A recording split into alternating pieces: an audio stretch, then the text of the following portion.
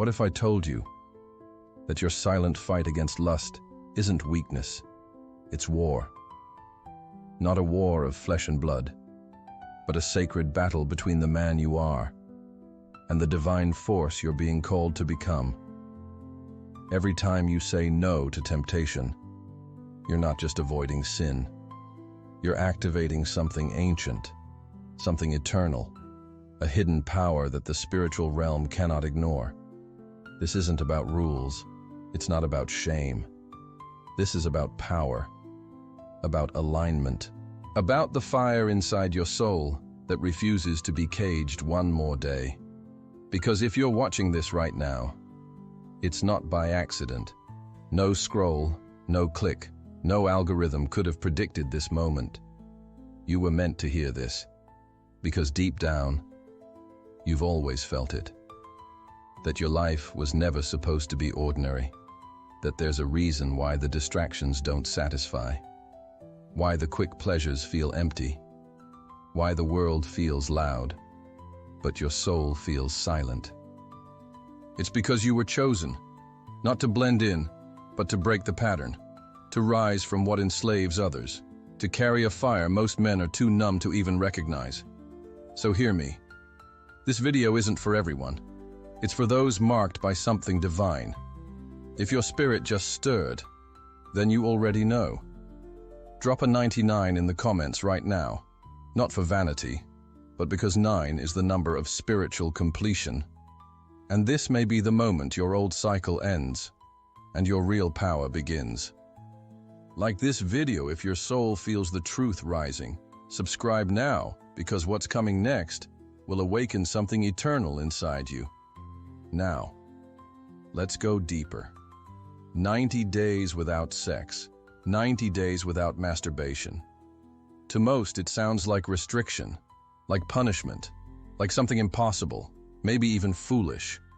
But to the chosen ones, it's the beginning of something ancient, a spiritual rite of passage that few dare to complete. Let me be clear. This is not a self-help challenge. It's not about proving anything to anyone. It's not about being better than other men. It's about burning away the false self, the addicted self, the reactive self, the version of you that was programmed by a broken system to settle for weakness disguised as freedom. For 90 days, you walk through fire. But this fire doesn't destroy you. It refines you. When a man steps into abstinence consciously, he steps into a spiritual furnace. Everything begins to shift. Your body no longer runs on scattered impulses. Your mind slowly detaches from the constant need for stimulation, and your soul starts to stretch, to breathe, to speak again. You begin to notice things. The silence isn't as loud. The distractions lose their grip. Your dreams become clearer. Your intuition gets louder. And your decisions? They start coming from a place of knowing, not guessing. Most men never make it this far. Why? Because this path requires more than willpower. It requires vision. It requires you to remember who you were before the world taught you to run from discomfort. Before pleasure became your escape. Before your power was drained in secret, night after night, click after click. 90 days without releasing is not about the act itself. It's about returning to your original design. You were never meant to be a slave to your flesh. You were built to carry divine fire. And when that fire stops leaking, it starts rising. This rising is not dramatic. It's not even visible at first. It begins quietly. The first sign? Your presence changes. You walk into a room and people can't explain why they feel something different. You say less, but your silence holds weight. You stop chasing approval. You stop needing validation. Because something inside you finally feels full. Women sense it.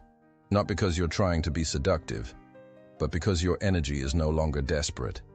It's centered, rooted, untouchable. And here's what they don't tell you. When your essence stops leaking, it begins to attract, but not just people, opportunities, ideas, alignment. Things start coming to you, not because you're manipulating, but because you're finally in tune with your assignment. This is why many fear this path. Because once you step into this power, you can't go back to who you were. And the world? The world starts responding to you differently. Some will be drawn to your light. Others will be repelled by your discipline. But make no mistake, you're not just doing a challenge. You're undergoing initiation, one that opens a spiritual gate. And once it opens, you'll see life from an entirely new dimension. And just when you think you've seen it all, that's when the real test begins. Because this awakening, it doesn't come without resistance. And what waits for you on the other side will require a version of you that you haven't even met yet. Are you ready for that version? Because he's waiting right on the other side of your self-control. Keep watching. We're just getting started. They never taught you this in school. Not in science class, not in sex ed, not even in the places where you were supposed to become a man. Because if they did, if they told you the truth about your energy, you would have become unstoppable before you even hit your 20s. Here's the truth no one told you. Energy doesn't disappear. It doesn't vanish into thin air. When you stop wasting it, it doesn't die. It comes back to you, upgraded, condensed, electrified. That energy you once spilled without thinking. It was never just release. It was your life force. The same energy that builds civilizations, writes history, heals bodies, creates legacies. You were giving it away for nothing. But the moment you stop, the moment you hold it, everything changes. Your eyes sharpen, not just visually, but spiritually. You begin to see people's intentions. You notice the energy in a room. You feel what's not being said. Your voice deepens, not just in tone, but in presence. You no longer speak to fill silence. You speak to shift atmospheres, and your walk, it becomes different. Not because you're trying to look confident, but because you are. You're grounded. You're anchored in something deeper than approval or desire. You stop leaking your essence, and instead, you begin to collect it. Like a king pulling his crown from the mud. You begin to restore what was lost. Piece by piece, breath by breath, day by day. People start noticing. They look twice. But they don't know why. There's something in your stillness that speaks louder than any flex. A weight in your presence that no words can fake. And it's not just attraction. It's magnetism. The type that makes people listen when you speak. The kind that makes doors open before you knock. Because your energy is no longer scattered. It's aligned. And alignment is a spiritual frequency. It cuts through the noise of the world. It calls in what belongs to you. Now let me show you something deeper. As your energy returns, it doesn't just fill your body. It begins to rebuild your internal throne. Your thoughts get sharper. Your confidence grows in silence, not in noise. You start hearing God again, not in churches, but in your own decisions. And here's where it gets mysterious. Things you once chased start chasing you. The right people, the right paths, the right timing. Why? Because your frequency changed. You're no longer vibrating in confusion. You're vibrating in command. And the world always obeys the energy of a man who knows who he is. But here's the catch. This power scares people. Some will be drawn to your light, yes, but others will try to dim it, mock it, distract it. Because your growth reminds them of what they're not willing to face. You become a mirror, a silent challenge to mediocrity. And not everyone is ready for that reflection. So the question is, will you hold this energy when it starts to attract chaos? Will you remain aligned when the wrong people try to attach themselves to your frequency? Because what comes next isn't just about retaining your power. It's about protecting it. And that's where the real test begins. Keep watching. Because the next revelation will shake your understanding of spiritual gravity. There's something few men will ever understand, and even fewer will ever embody. When a man protects his seed, he protects more than his body. He protects his destiny. We've been lied to, taught to see our seed as waste, taught to treat it like a faucet. Open it, empty it, move on. But here's the truth they never wanted you to know. Your seed is not just biology. It's spiritual code. It carries memory. It carries intelligence. It carries the blueprint of who you were meant to become. Inside every drop is legacy, lineage, power. So when you waste it, you're not just losing energy, you're leaking your throne. But when you guard it, when you hold it, when you treat it as sacred, you become something the world cannot explain. A man whose presence disrupts, whose energy pierces through illusions, whose aura becomes an undeniable force. You don't even need to speak. Your silence becomes heavy, not with arrogance, but with alignment, with authority that was earned in private. You walk into a room, and the atmosphere shifts, not because you demanded it, but because your spirit commands it. Women notice, but not because you're performing, not because of a flashy outfit or rehearsed lines. They notice because you're vibrating differently. You're rare. In a world where most men are empty, you're full of restraint, full of vision, full of presence. And men, they feel it too. Some are inspired, others are intimidated, because your self-mastery reveals their lack of it. But very few understand what they're actually witnessing, because this kind of energy doesn't yell, it doesn't compete, it doesn't chase. It simply is. It moves with certainty. It speaks with weight. It exists with gravity. That's right. You develop spiritual gravity. You no longer revolve around the world. The world begins to revolve around you. Ideas, people, opportunities. They start to align not because you're lucky, but because you're anchored. And anchored men are rare, almost extinct. See, when your energy isn't leaking, it condenses, it intensifies, it creates a magnetic field that cannot be faked.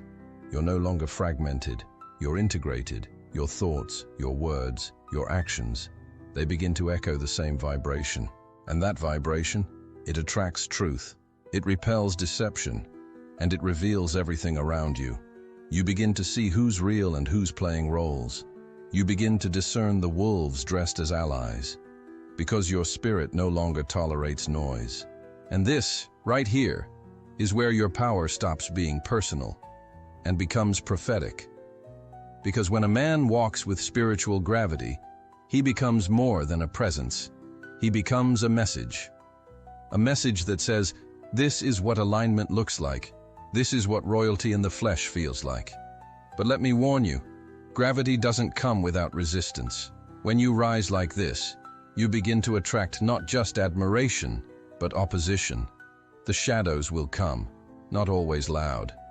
Sometimes in the form of flattery, sometimes in the form of opportunities that look good, but are designed to pull you off your throne, because now, you're too powerful to be ignored, too focused to be manipulated, too whole to be seduced, and that makes you dangerous to systems, to spirits, to every structure built on the weakness of men. And in the next section, you'll find out exactly why the moment you rise in power, hell changes its strategy against you. You're not being attacked because you're weak. You're being targeted because your light just became undeniable. Keep watching. The next revelation is where most chosen ones fall. Let's not sugarcoat this. This path, this sacred path of self-mastery, sexual discipline, and spiritual elevation, it's not glamorous, it's not easy, and it sure as hell isn't for the faint of heart. Because when you begin walking in purity, when you begin preserving your seed and owning your energy, you don't suddenly enter paradise. You enter war. Your body will scream. Your flesh will fight back like a starving animal. Your mind will try to negotiate, just one time, just a little. No one will know. The shadows inside you will resurrect. Memories, urges, old desires you thought you buried long ago. They'll knock on your door like old friends, but they're assassins dressed in nostalgia. You'll be tempted in silence. When you're alone, when you're tired, when you're feeling unseen, unheard, and unloved. But if you endure, something miraculous happens. Lust starts to lose its voice. Temptation becomes predictable. The urges lose their grip, and in its place, a fire is born. But not a wild, reckless fire, a controlled blaze, calm, focused, unshakable. The kind of fire that doesn't need to shout because its heat is felt in the spirit. The kind of fire that says, I am not mastered by my urges, I master them. That's when everything changes. And the forces that once tried to tempt you head on, they switch their game. Why? Because you're too expensive to fight directly now. You're no longer weak. You're no longer starving for validation. You're no longer the boy who chased shadows. You're the man who walks with purpose. So they come sideways now, through distractions, through delays, through flattery, through emotional attachments that feel divine, but were sent to disarm you. They'll send people who speak your language, mirror your desires, promise to understand you like no one else. But deep down, something feels off. That's your discernment sharpening. That's the divine whisper inside saying, stay alert. Because these aren't just temptations, they're assignments, sent to pull you out of alignment, to drain your focus, to make you doubt your progress. This is spiritual warfare in disguise. But here's where your vision becomes your shield. You start seeing patterns before they form. You spot red flags in smiles. You sense the wrong energy before words are even spoken. You don't just hear with ears. You perceive with spirit. And that perception, that's what makes you untouchable. Not because you're perfect, not because you never feel tempted again, but because you no longer make decisions from your wounds. You now move from your wisdom. You've been through the valley. You've faced the storm inside your flesh. You've cried in silence. You've screamed into the night and walked through fire barefoot. And because of that, you're not shaken by pretty lies anymore. They can't seduce a man who has already met his shadow and survived. They can't manipulate a man who doesn't crave external validation. And they can't control a man who has made peace with solitude. That is your new armor, not made of metal, but of clarity, discipline, and unshakable spiritual identity. But beware, this level of strength comes with tests, not just for your flesh, but for your soul. Because the higher you rise, the more subtle the attacks become. And the enemy's final trick? It's not destruction, it's distraction. But stay locked in, because in the next segment, you'll understand why temptation isn't just about your urges, it's about your calling, and why the ones who endure it are marked for something far greater than they ever imagined. Let's get something straight.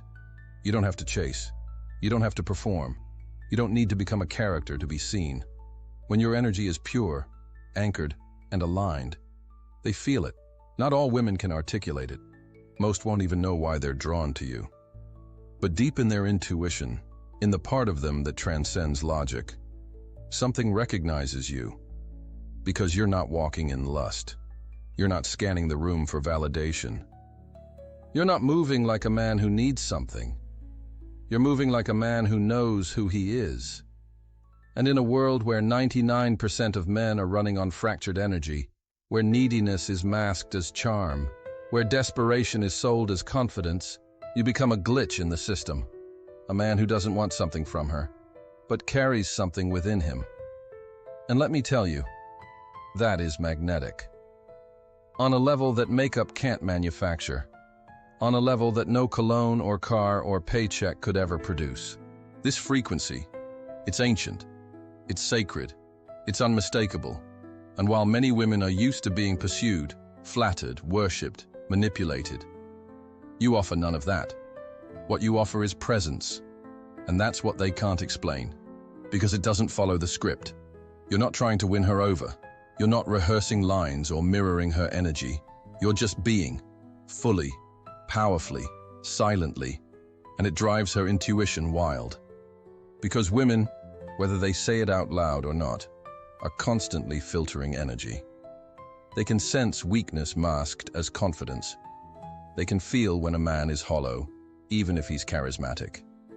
They know when your attention is leaking, when your smile is hiding an agenda, when your presence is just a costume. But when a woman meets a man who's whole, who's not leaking lust, who's not trying to impress, who doesn't need her to feel complete, she feels it in her body before her mind can catch up. Her walls go up, not because she feels threatened by you, but because she's not used to being in the presence of a real one. Your eye contact holds a frequency. Your stillness carries weight. Your silence speaks volumes. And your discipline? It shocks her nervous system. You're not moved by curves, not distracted by smiles, not hypnotized by attention. Because your attention is sacred, your energy is expensive. And she realizes she can't buy it with beauty. This is what women can't explain. You've shifted from being the hunter to being the mirror. And when she looks at you, she doesn't just see a man. She sees everything she could become and everything she's not yet ready to confront. You don't need to be loud. You don't need to dominate the room. You don't even need to speak, because your restraint is more attractive than anything you could say. It tells her everything, that you're a man on a mission, that your purpose is your compass, that your flesh no longer makes your decisions. And the truth? That kind of man is terrifying, because he doesn't just lead, he reveals. And in revealing her, he also reveals himself.